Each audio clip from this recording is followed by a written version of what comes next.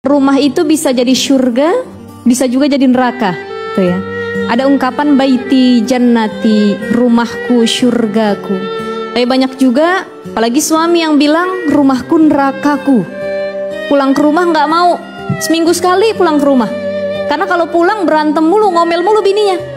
Ntar yang minta nafkah, yang anaknya nangis, minta kamar mandi dan lain sebagainya. Jadi terasa rumah itu seperti neraka. Bagaimana menjadikan rumah seperti surga, nyaman, betah, nggak pengen kemana-mana. Beda orang sekarang itu lebih betah di tempat lain, mall, bioskop, main ke rumah orang. Ke rumah sendiri dia tidak betah. Nah, satu yang harus kita pahami bahwa yang sering tinggal di rumah itu adalah anak dan istri.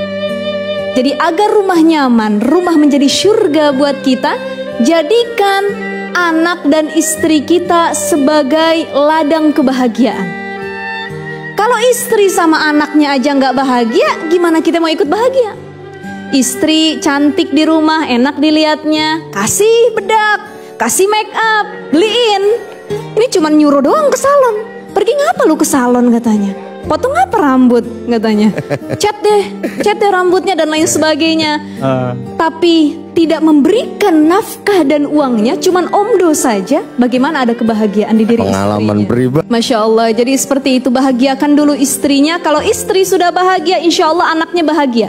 Istri bahagia, nafkahnya lancar, nafkah batinnya juga lancar, perhatian dari suami lancar. Kalau pulang ditegur sama suami, wahai bidadariku, istriku, Masya Allah. Ya Allah. Itu contoh ya. Akhirnya istri pun sama anak sayang. Betul. Nak, anak mau makan. Iya, ada ayah pulang tuh nak. Nah, contoh. Tapi kalau suaminya, lu masak kagak?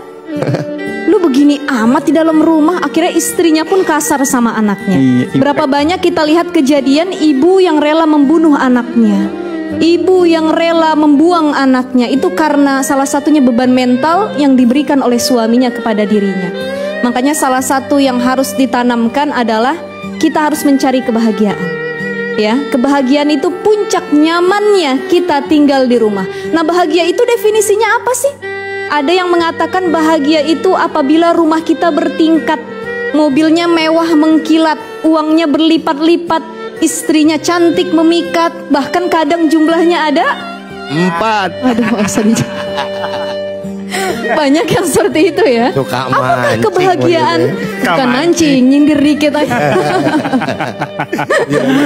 Apakah sebenarnya kebahagiaan itu dari situ? Tidak juga. Banyak yang akhirnya gara-gara uang, materi, istri yang cantik malah tidak ada ketenangan di rumah. Ternyata ketenangan dan kebahagiaan itu bisa diambil dengan 3 cara. Nah, dalam kitab Nasha'ihul Ibad dijelaskan kalau pengen dapat kebahagiaan, bahagia satu keluarga, bahagia suami istri anak, masuk surga bareng-bareng, jadikan rumah kita adalah rumah yang diisi orang-orang salih. Naam. Jadi yang pertama itu harus wa qalbun alimun. Hatinya harus tahu, hatinya itu menyadari bahwa Allah itu mengawasi kita. Ini di rumah, kita punya anak, suami, istri, masing-masing punya handphone. Yang satu nonton maksiat, emaknya juga nonton maksiat, bapaknya nonton maksiat. Itu rumahnya bagai neraka, karena isinya kemaksiatan semua. Tapi kalau anak kita dibiasakan baca Quran, dekat sama Allah, ada salah satu pesan dari Mbah Maimun.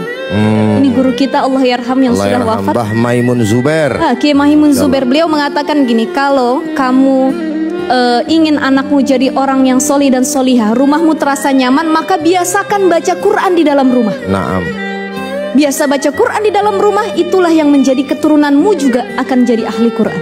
Amin. Seperti itu. Jadi yang pertama, tanamkan di hati kita bahwa Allah selalu mengawasi kita, sehingga rumah itu tidak dijadikan tempat maksiat. Yang kedua, wabadanun sobirun, badan yang sabar, taat.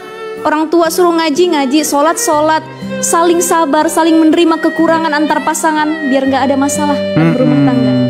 Dan yang terakhir sudah badanun sobirun, kolbun alimun, wa qanaah bima filiyat. Istri qanaah, suami ngasih berapapun. Masya. Suami punya istri ya, walaupun nggak cantik-cantik amat ya qanaah juga.